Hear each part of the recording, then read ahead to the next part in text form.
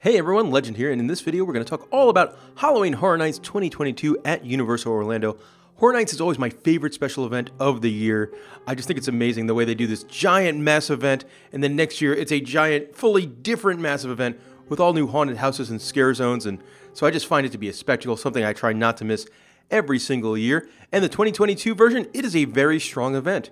Now let's get started talking about the event by talking about the main star of the show, then that is the haunted houses. I'm going to go counterclockwise around the park, starting with the haunted house you would get to first, which would be the 5 soundstage houses this year.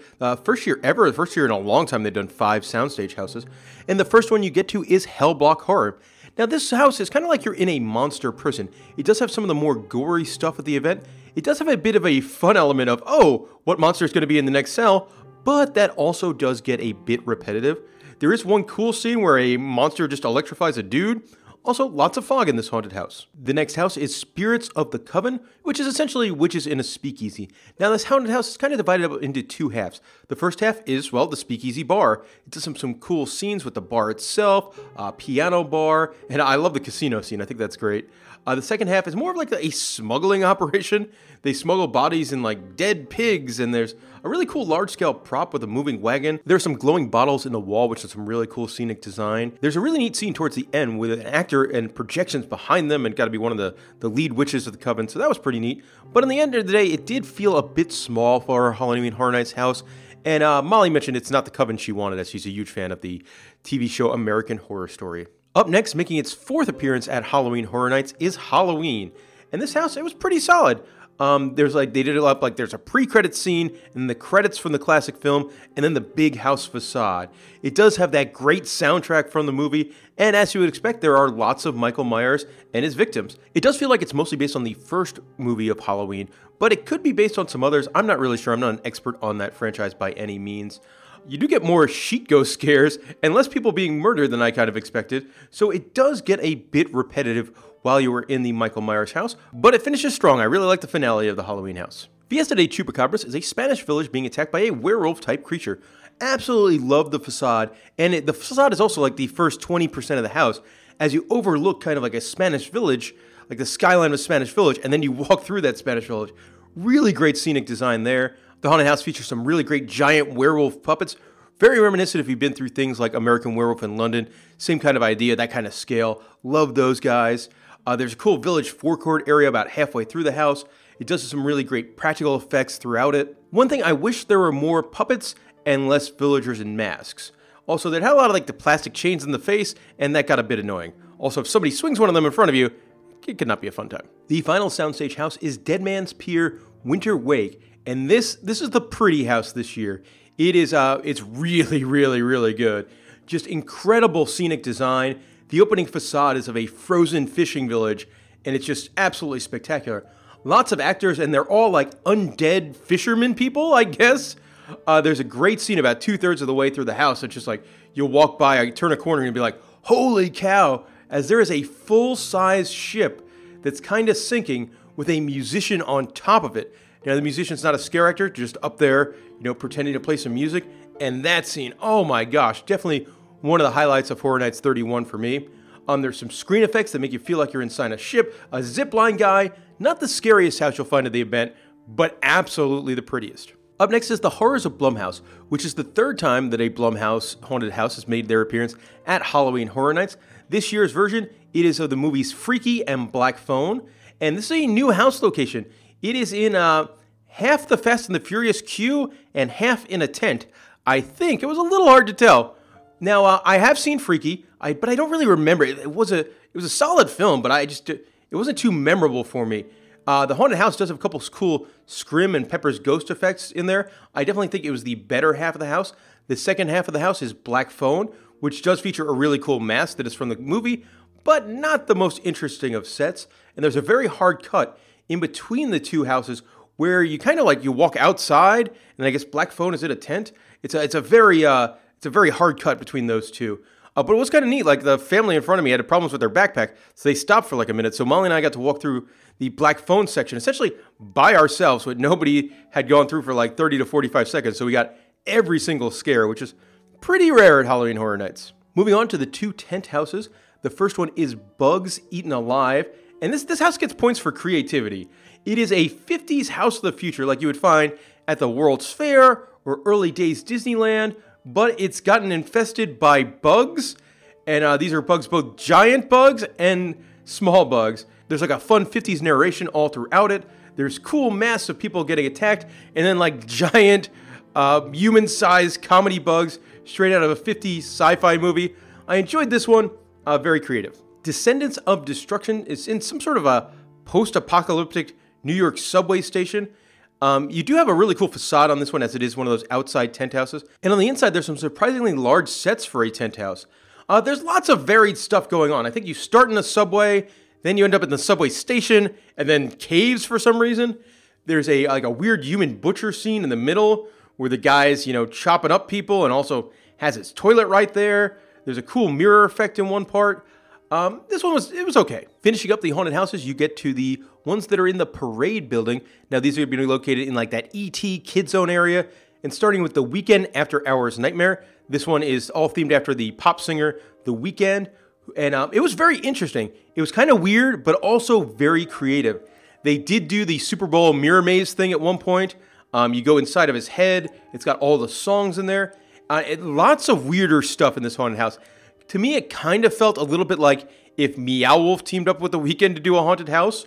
And there's like a giant frog character on stilts at one point. I have not seen his music videos. I think if you had, this house would probably make a lot more sense. But I still enjoyed it. And the final haunted house is Universal Monsters Legends Collide. Now, this is the Mummy, Wolfman, and Dracula, but it really feels like it's just a mummy haunted house, which means it's all cool ancient Egypt stuff, some cool mirror effects, but you got to think, it's almost all the Mummy. If you're a Wolfman or Dracula fan, and you're hoping for a lot of them, you are not going to get that in the haunted house. There might be like one or two of each in there. And some of the mummies have a glowing Iron Man type chest, which is interesting. I guess it's all about the mummy having an amulet and the other guy's trying to steal it. But I don't know. Some of the storylines in these haunted houses is very difficult to follow. But loved all the ancient Egypt stuff in Universal Monsters. Moving on, let's talk a little bit about the scare zones that can be found at this year's event.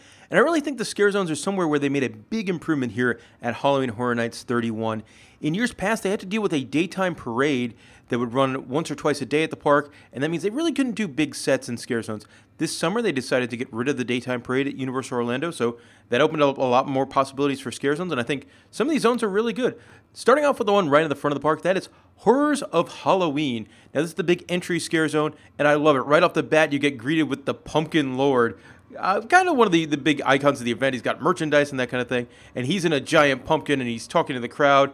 A really great photo op, really cool. And then the rest of the zone is just kind of your traditional Halloween stuff with some stilt walkers and pumpkins and that kind of thing. In the New York section of the park, you'll find Sweet Revenge, which is themed around a candy company whose candy has turned children evil. This is a big scare zone, the biggest of the event, and it's got some cool stuff in there. Lots of scare actors and really fun costumes. One thing I liked about this zone, they brought in big, giant parade floats, very reminiscent of the Mardi Gras floats you'll see at Universal Orlando in the springtime, and they're really great. This is a fun scare zone. In the San Francisco area of the park, you'll find Conjure the Dark, which is, I guess, kind of like a evil witch zone. I'm not really sure, but it does have some like mini show elements where they'll do like a blood sacrifice. It's pretty well done. In Central Park is where you'll find Scarecrow Cursed Soul. Now, this tie back into the mythology of the Scarecrow haunted house from a couple of years ago. There's a big giant barn at one point, and some other fun scare actors as well. There's one dude dressed up as like a giant pig. That was probably my favorite. The final scare zone is Graveyard Deadly Unrest, and this one is in the Hollywood section of the park, and it's very dark. Normally, the Hollywood section of the park is kind of a bright area of Universal, but not anymore. Not during Halloween Horror Nights this year. And I was kind of thinking like, oh, a graveyard in this area wouldn't really work, but it does. Lots of big props, lots of cool costumes in this one. There are two different shows available at Halloween Horror Nights this year. The first is Ghoulish, A Halloween Tale, and this is the Lagoon Show, which features fountains and projections and lasers, and it's good. It runs about 4 times a night, every hour starting at 9 o'clock, and I like the show a lot. It kind of features a lot of traditional Halloween imagery, so things like skeletons and pumpkins and ghosts. It says it's some different types of music. There's a song by The Weeknd at the end that everyone knows, and it's just a fun time. Also with this show, you could just show up like 5 minutes early, get a spot anywhere around the lagoon, but you definitely want it for the best view, be in that viewing area by Central Park.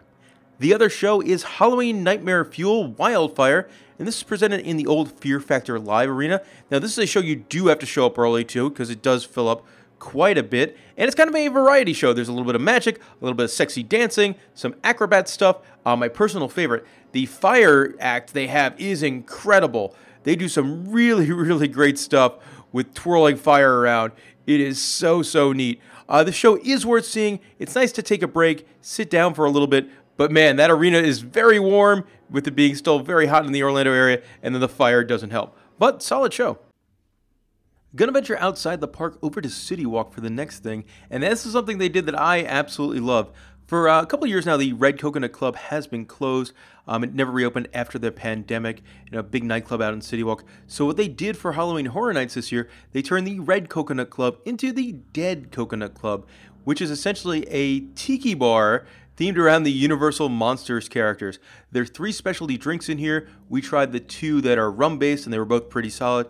They're not going to be as good of drinks as you find like a high-quality tiki bar, but it's a very solid theme park beverage. But the highlight of the space is definitely the monsters. Thrown all around this bar is the classic Universal monsters and some other characters as well, but they're all enjoying a cocktail and dressed up in some fun clothing. So definitely worth a stop out in CityWalk, enjoy some air conditioning, and take a whole bunch of pictures of these wacky monsters. Thumbs up on this one. Hope to see more of this in the future from Universal. Going to talk a little bit about the food and beverage available at Halloween Horror Nights. They set up all food booths all over the park with all sorts of specialty food and drink. Now, on opening weekend, the lines for this were pretty long, so I didn't get too much food. I did get the twisted taters covered in queso, flamin' hot Cheetos with some ghost pepper dust. That was really tasty, but I like twisted taters.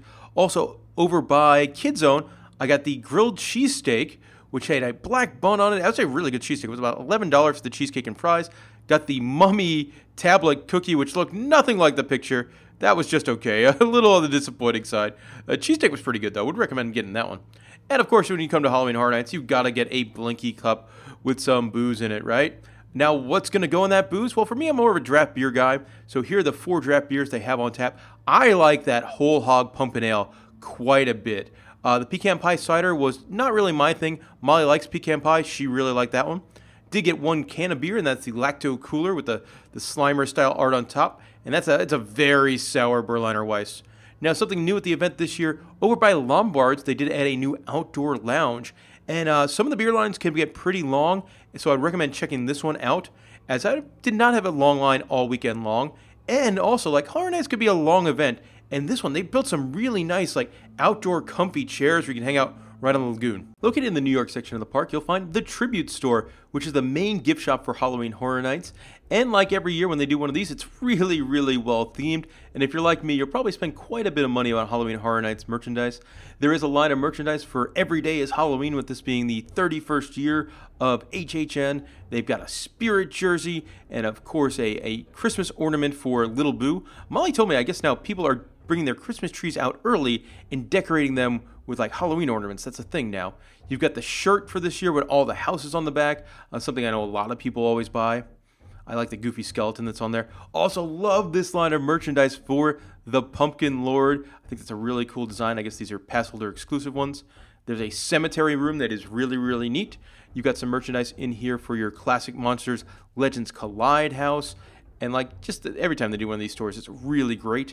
They've got a poster of the Legends Collide house kind of logo there. So if you really love it, you could take it home, along with some stuff for the big IPs, The Weeknd, and the horrors of Blumhouse.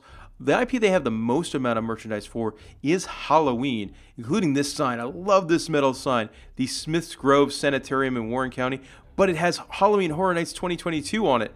That's such a cool piece of souvenir. This room's great, a witch's cauldron, and they got some cool stained glass effects that move around, and this is the room you'll find the treats in, all sorts of wacky snacks. Also in this room is where you can buy one of those Frankenstein popcorn buckets. A little on the expensive side. I think they're $38, so, a pricey popcorn bucket. And this is the room where you would go and check out and finish your time.